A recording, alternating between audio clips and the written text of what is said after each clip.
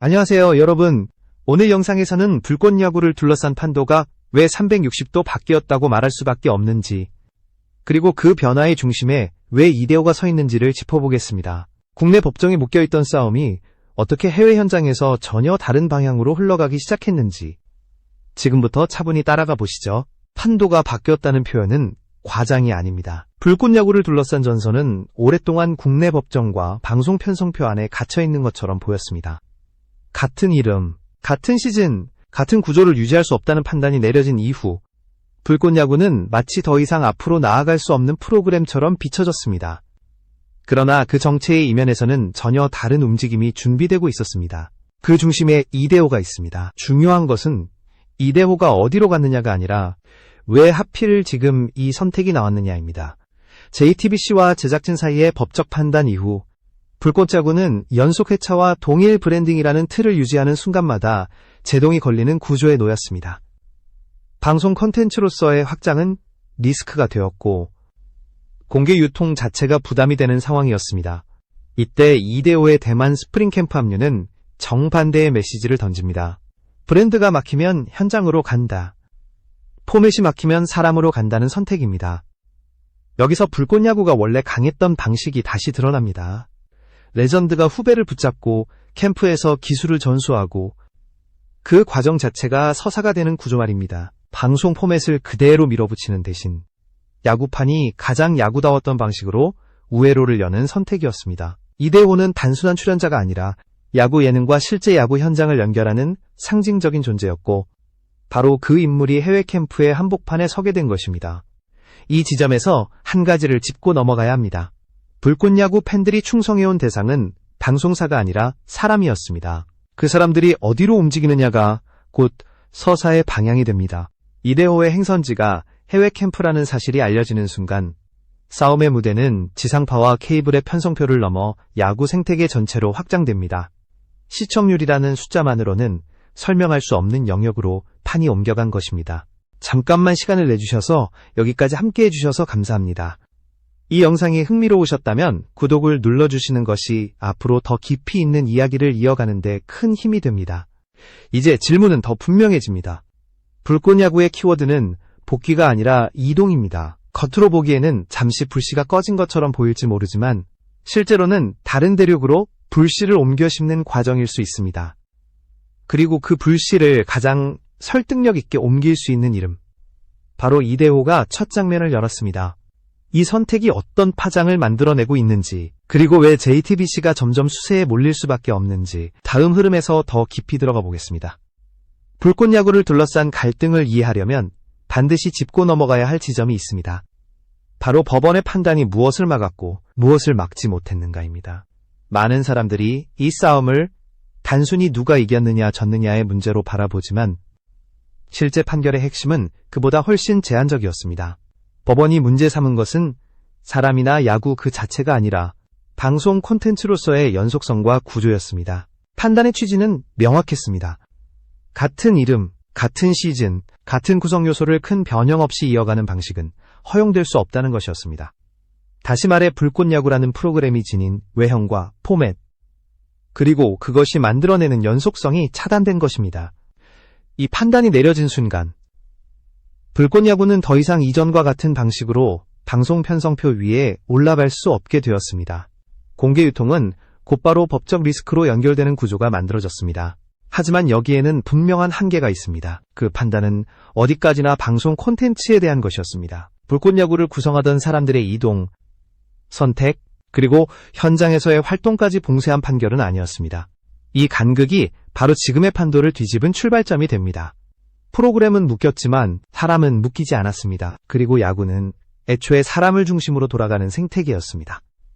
JTBC가 쥐고 있던 카드는 분명 강력했습니다. 가처분과 저작권 논리, 그리고 연속성 차단이라는 법적 무기였습니다.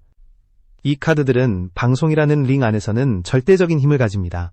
같은 포맷으로는 갈 수 없다는 전제가 유지되는 한 제작진은 쉽게 다음 수를 둘 수 없게 됩니다. 그러나 이 전제가 유지되는 동안 불꽃야구 진영은 전혀 다른 방향으로 시선을 옮기기 시작했습니다. 그 변화는 아주 미묘한 언어에서 먼저 감지되었습니다. 방송이 아니라 야구장에서 다시 보자는 약속, 편성표가 아니라 현장을 기준으로 한 시간표였습니다. 이는 단순한 감성적인 멘트가 아니었습니다. 방송이 막힌 상황에서도 야구는 계속될 수 있다는 선언에 가까웠습니다.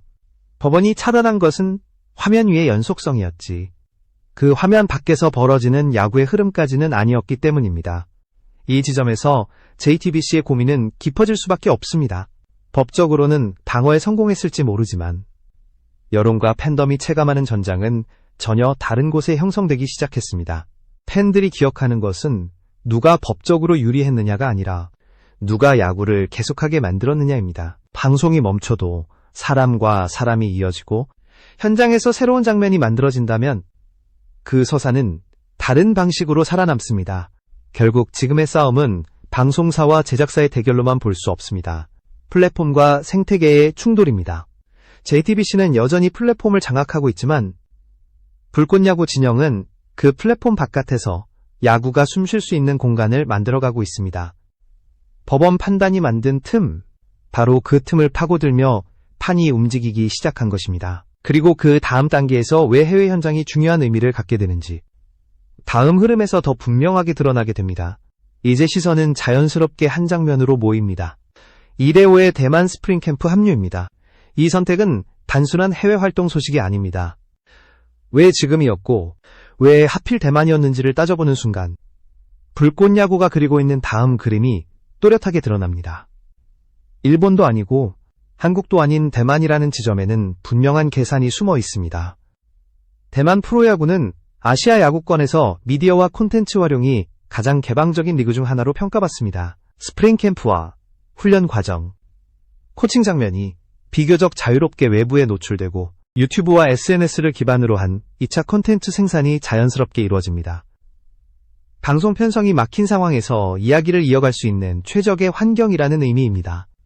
이대호가 그 한복판에 서 있다는 사실을 우연으로 보기는 어렵습니다. 주목해야 할 표현은 임시 타격 코치라는 역할입니다. 이는 장기 계약도 아니고 은퇴 후 지도자 커리어를 공식 선언한 자리도 아닙니다.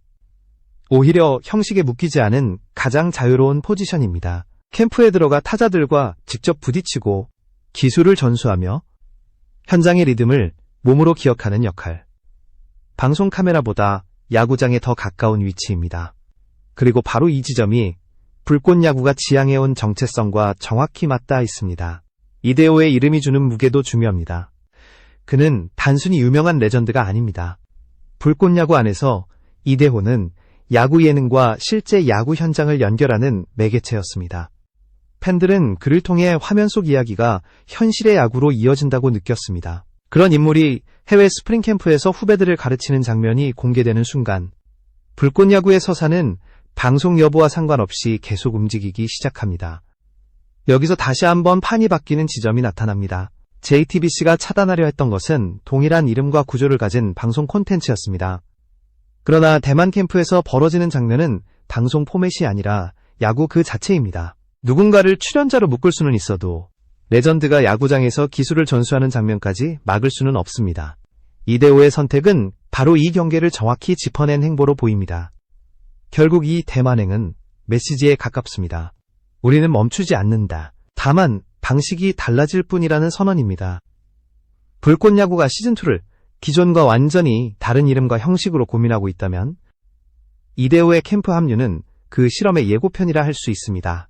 방송 회차가 아니라 현장의 축적, 포맷이 아니라 사람의 이동으로 이야기를 이어가는 전략 말입니다. 이 흐름을 단독 이벤트로만 본다면 아직 절반밖에 보지 못한 셈입니다.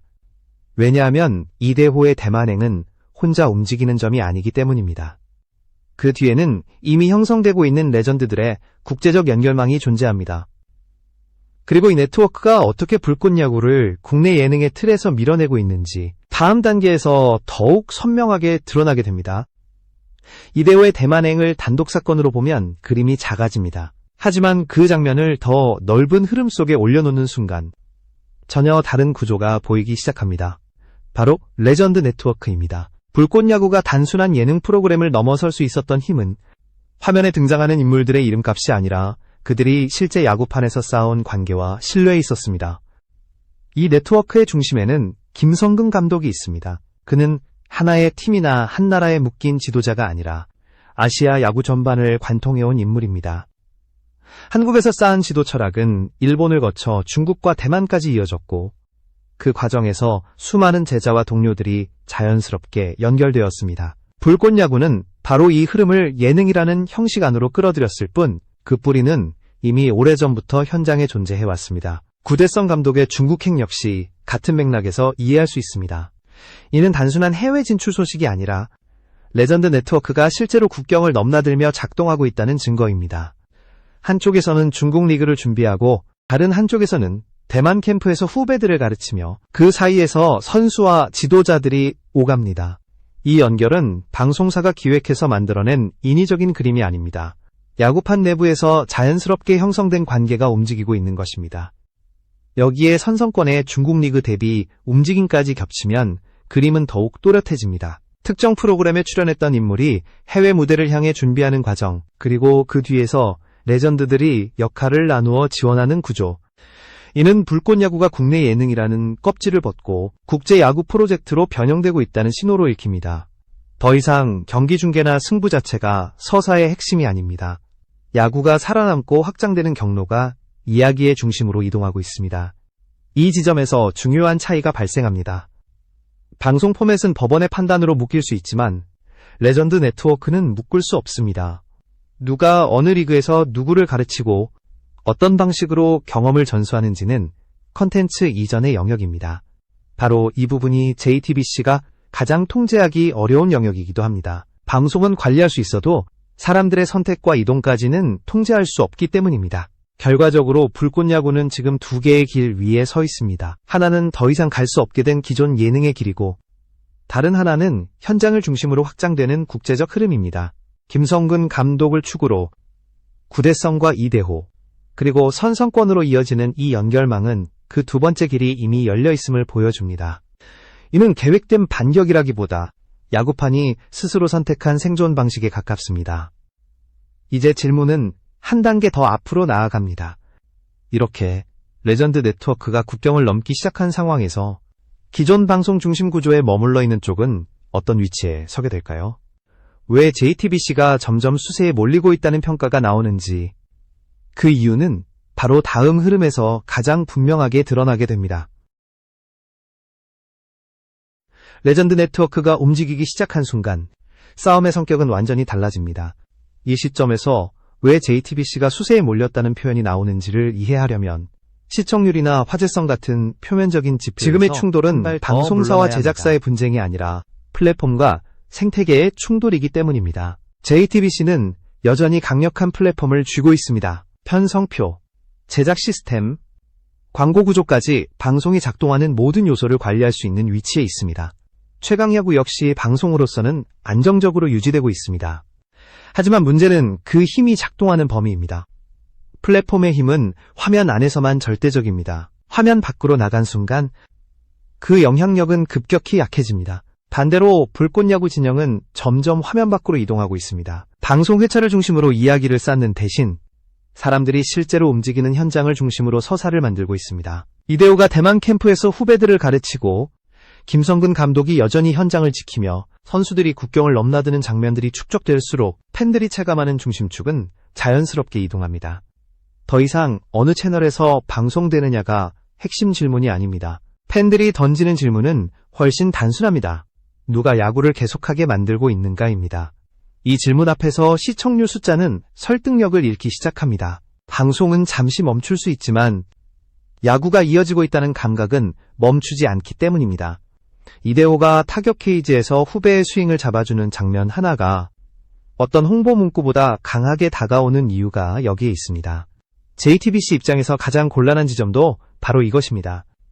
불꽃야구를 지운다고 해서 불꽃야구를 구성하던 사람들이 사라지는 것은 아닙니다. 법적으로 컨텐츠를 차단할 수는 있어도 레전드들의 이동 경로와 선택까지 통제할 수는 없습니다. 오히려 그 선택들이 공개되는 순간 팬들의 인식은 방송사 중심에서 사람 중심으로 빠르게 재편됩니다.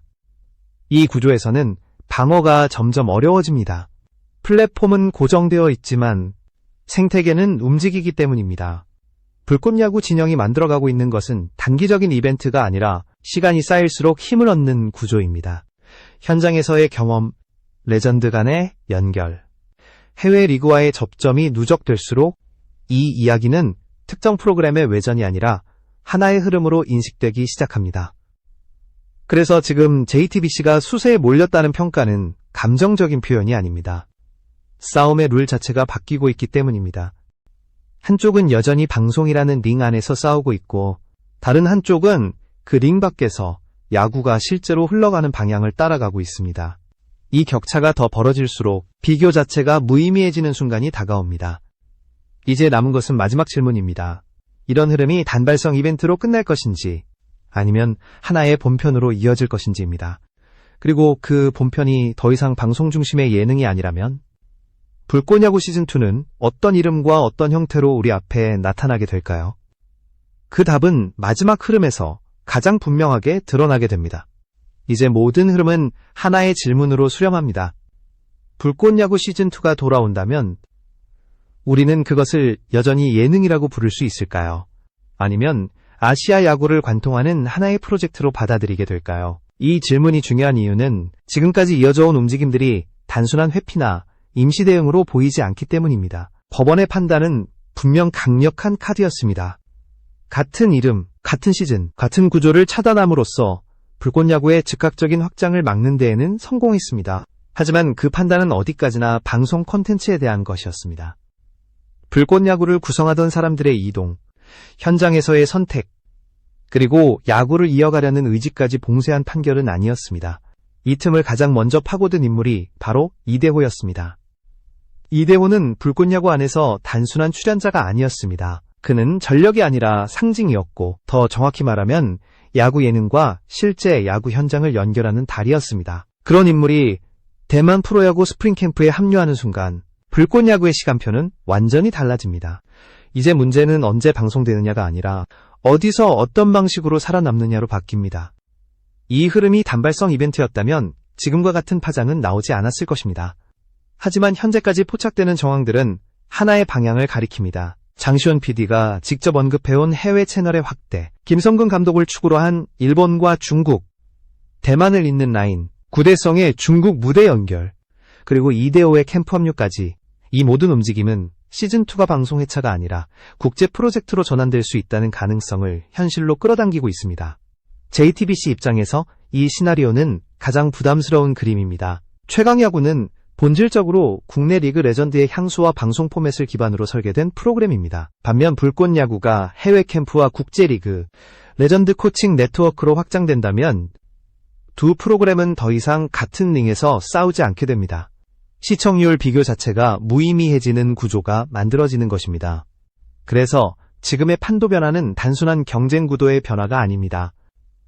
한쪽은 여전히 스튜디오와 경기장 사이를 오가며 방송 중심의 질서를 유지하고 있고 다른 한쪽은 야구가 실제로 흘러가는 현장으로 깊숙이 들어가고 있습니다. 불꽃야구를 막아세웠다고 생각한 순간 불꽃은 방향을 틀었고 그 방향 전환의 선두에 이대호가 섰습니다. 이 선택은 감정적인 반응이 아니라 계산된 행보로 보입니다. 법적 리스크를 최소화하면서도 팬들에게 우리는 멈추지 않는다는 메시지를 가장 설득력 있게 전달하는 방식이었기 때문입니다. 팬들이 열광하는 지점은 누가 이겼느냐가 아니라 야구가 계속된다는 감각입니다. 레전드가 현장을 지키고 후배들이 국경을 넘나들며 도전하는 그림은 어느 편성표보다 강한 서사를 만들어냅니다.